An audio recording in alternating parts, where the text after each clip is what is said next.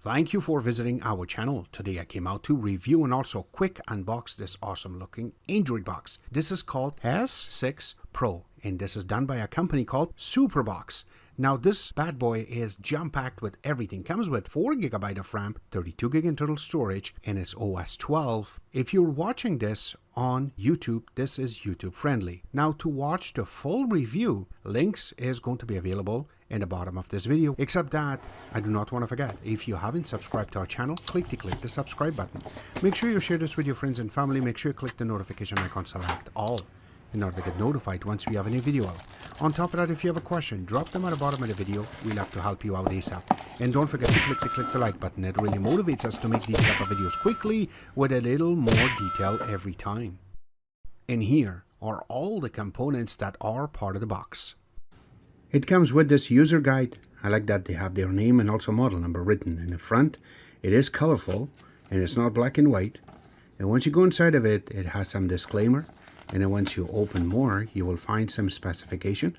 What's included in the package, which we are going to cover, how you're going to be able to connect it to the TV, and then you're also going to get some information on how you will be able to connect this to your Wi-Fi or Ethernet. And then when you go to the back, some troubleshooting steps. And that is about it. It does come with an HDMI cable, also with a power connect, which is 5 volt 2 amps. It is created for Canada and United States, and the part that will connect to the box. And it does come with a Bluetooth remote. Now it is something new that I see these remotes are usually in a Ziploc bag, but it looks really cool. And let's go through it. So on the top you have the power button, mute button, and then you have some TV control. Now this is totally separate from this power button, which is for the box itself. Then you do have a little LED light and also a mic, so you can talk to it. We will test that out. And then you have the colored buttons, and then you have the media buttons, and you have home, return, navigation key with the OK in the middle.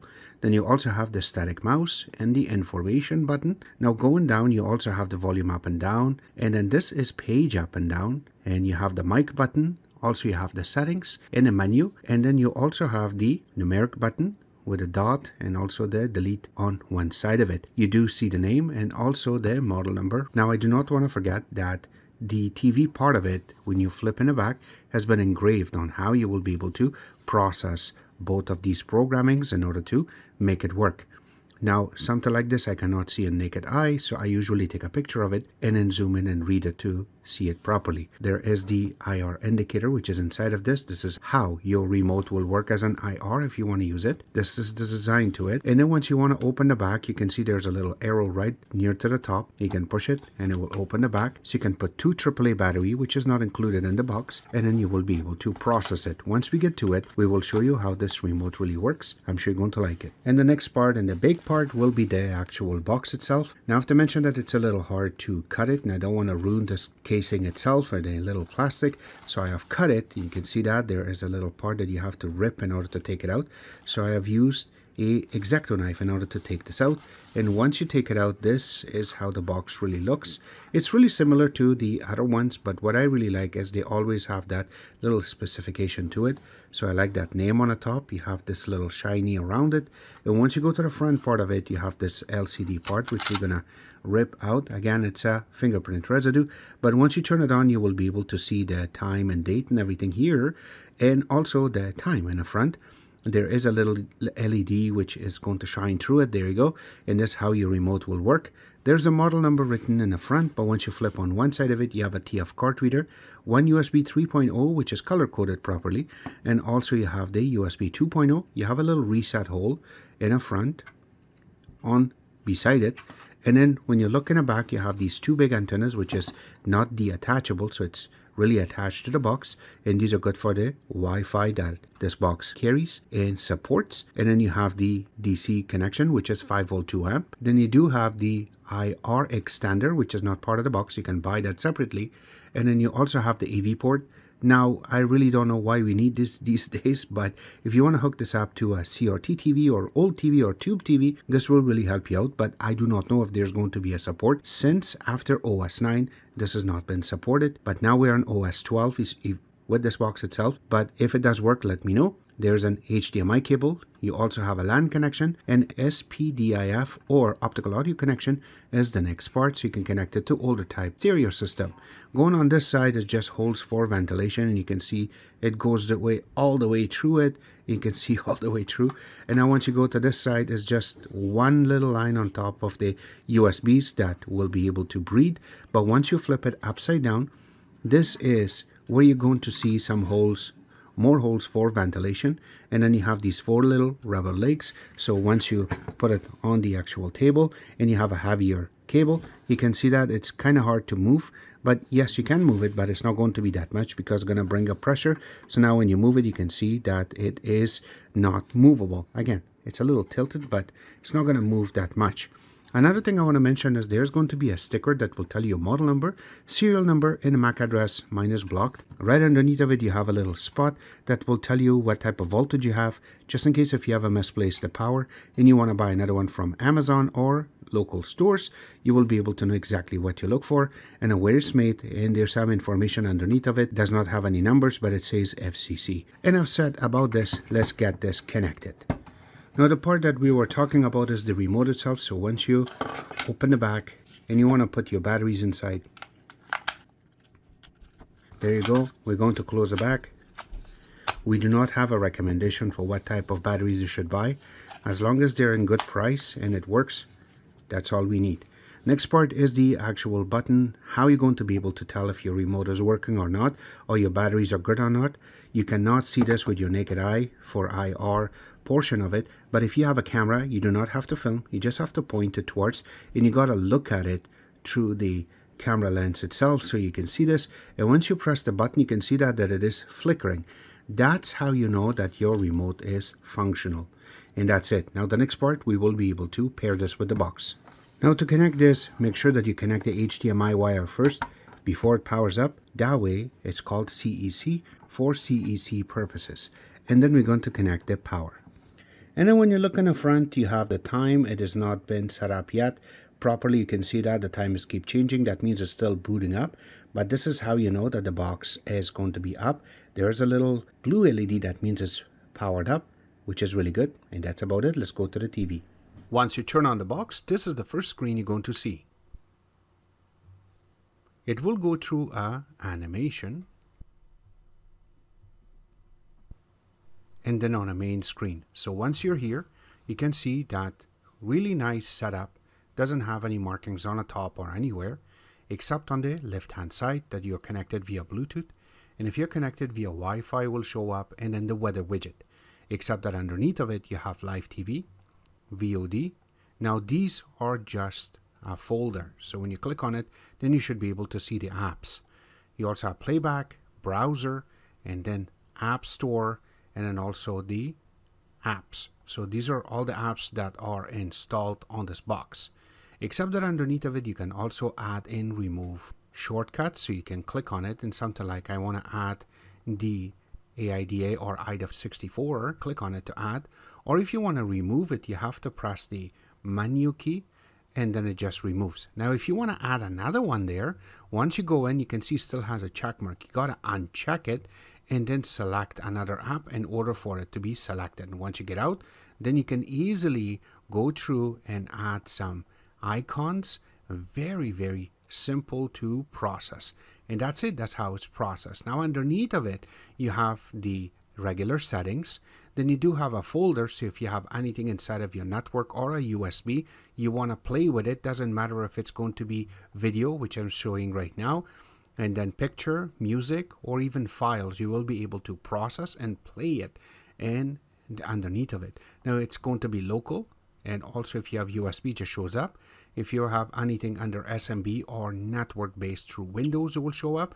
And also NFS share is also going to show underneath of this, which is really cool. Now if you have anything that is running right now behind and you want to totally stop those apps, you can click on that little broom and it will just stop everything.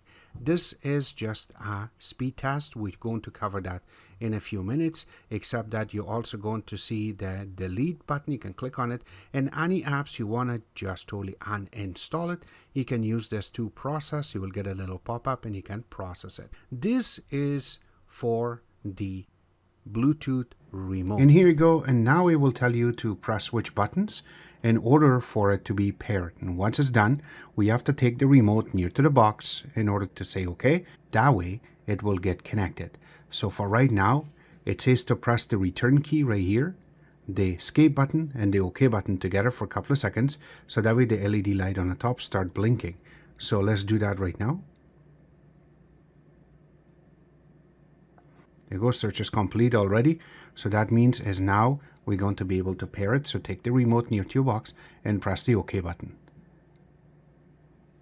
And now it says pairing and connect. Except that you also have the hotkeys. So that means is you have 9 numbers on your remote itself, actually 10 numbers because 0 is right over here. So you can add some shortcuts, and that way when you press the number and you want to hold it for a couple of seconds, it will launch that app for you. Makes it very simple to process. And then you also have another little icon in the bottom when you can click. This is how you will be able to get some online support. Doesn't matter if you want to go to their online or you want to go through WhatsApp or even email. It's all over here. You can just scan it using your phone and you can process and go next in order to get some support for your box. Except that underneath of it, I have a MAC address which mine is blocked, and then the model number is showing too with the date and time. The first thing we're going to launch will be YouTube. So by default, once you're inside of the app, it's playing it as 1080p, which again is really good. Now you can click on quality and you can change it to 4K. This one is 2K, this one is 4K. So if you select it, it takes a couple of seconds for it to come back with a proper picture. And there you go, it's got a lot vibrant, which is really good. Now this is what we want from these type of boxes. Now as you can see it, this is captured on 1080p. There's 0 frame drop. But if you look under current optimal resolution, it is on 4K, but in 30 frames per second. And if you look under codecs, it's using VP9 and MP4, which is really good. Now it's MP4A, which is a really good number. Now, if you look underneath of it, the connection speed is there, which is running really smoothly. Now this is on Wi-Fi. And then if you look on connectivity through network, it's also going with really good kilobits or kilobytes in this case. And then the buffer is really good too. So it's about 23.35 seconds. Again, it's really good. So I am not going to put anything more pressure into this, and you can see it's still 0 drops. That's what we always looking for when we are playing with these boxes. So YouTube passes that section. The next thing we're going to cover will be AIDA64 or AIDA64. There you go. So once it comes up, what I want to always indicate to you guys is that this app gives you a lot of things in RAW, but there are some little complications with the actual chips that will not really communicate properly. But here you go. So as much as it needs, it is really good. So you can see that the name on this just says Google, but when you go for model number, it says Superbox S6 Pro. And if you go down a little bit, you can see it is installed 4 GB of RAM, and this is how much is available. Now the internal storage on this is 32 GB, and this is how much is available as free because we installed some apps plus the OS itself, the partition, and there are some little space that the actual OS takes over also, just in case if something do happen, you want to factory reset it, it needs to grab an image and then reinstall it or re-image it back on the box. That's why you lose some space. Except that there you go, Bluetooth on this so do show that it is 4+. Now if I have to go under CPU, now you can see that this is Allwinner H313 and H616. It is a quad-core processor. It is running on Cortex A53 and it is running on 1512 megahertz. If you look, this is made for 64-bit ARM but running on 32, and here are all the cores that how much it's going to use and utilize. Now going down, the CPU utilization is roughly about 15 to maximum 19%, which is really good. And going next will be the display. Under display, the native resolution on this is 1080p. You can see that the GPU on this is Mali G31, which is a single core processor running on 60 Hz on landscape mode.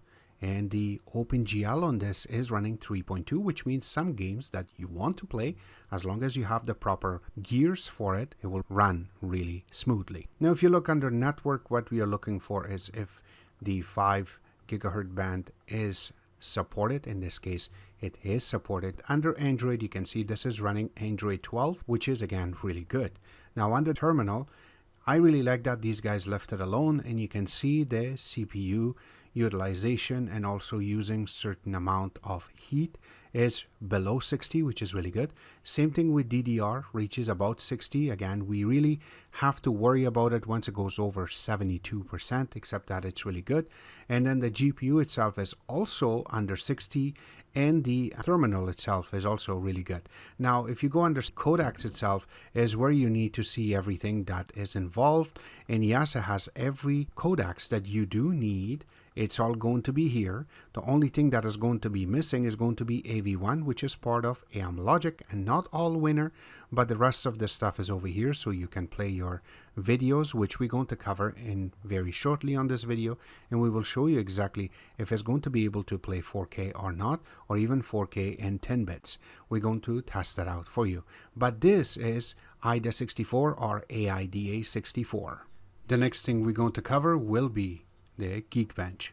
Now we have already processed it, and for single core we got 113, and for multi-core we got 397. Again, it's not bad for this box. The next thing we will cover will be some video testing. Now for that, we're going to launch VLC. Now we have already added few videos, which is we always use in every of our review videos. Now let's go first and play with 1080p video.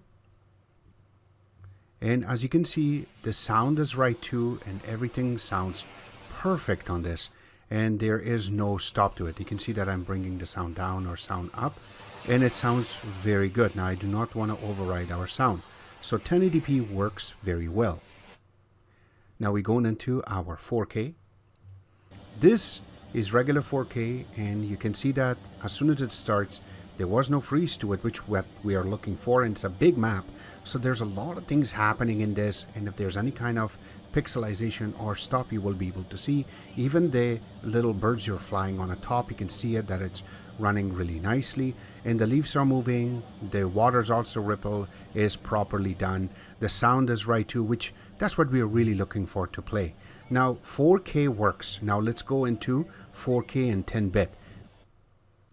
This is 4K and 10-bit, and you can see that I'm able to bring the volume up or down. The sound is there, you hear that, but there's no picture. So that means as 4K and 10-bit has not been able to play with this box itself. And did you see the flicker? Yes, it does happen because it cannot really take the video and play it. So there is some work that has to be done with this chipset in order to make it work and bring it to you. But except that it does work, I really like this device. And here you go, this was VLC. The next thing we're going to cover will be Analytics, or in this case, speed test. Now here you go, as soon as it loads, I'm going to cover a few things in this, by the way, but you can see that we are connected via Wi-Fi. And now we're going to test it out to see how good it will connect. Now, where I connect it is my Wi-Fi 6. That means it should give me a bigger bandwidth, so that way we can play with this. And we only got is 121. And again, I'm not that far from the router itself.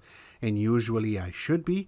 In this case, I am not. Just I thought I should use it that way. And here you go. This is my upload rate, which is 108. Again, it's not bad, but this is with the wireless, or in this case Wi-Fi. Let's go through and connect it with wired. So as you can see right now on the top, it does show that I'm connected via Wi-Fi. Let's change that to LAN. So as soon as it changes, you should see it on the top, and there you go. Now I'm connected via LAN. Let's go back to Analytics and check it out again. Now I'm connected via LAN, and let's see what type of numbers I am getting. Now I do not know the exact numbers yet because it didn't show, but as soon as it comes up, you should be able to see, and there you go. Now it shows that it's a way better number with the LAN itself. So yes, you will be able to even play 8K. Even with the other one, you should be able to play it too with the regular Wi-Fi, but this is LAN connection. And here you go, 912 megabits per second because I have a gigabit. Ethernet connected to this, and 171 or 175 now megabits for my upload rate. That's a really good number when you want to play with this box. So the LAN part of it do pass, but the Wi-Fi part do need some little help in order to get better numbers. All the links will be available at the bottom of the video, except that this was our take. I hope you guys like our video. If you do like it, click the like button, subscribe button on the top, comment on the bottom. Always remember to visit our own website, which is exitex.info. Like us on Facebook, follow us on Twitter and Instagram, and thank you.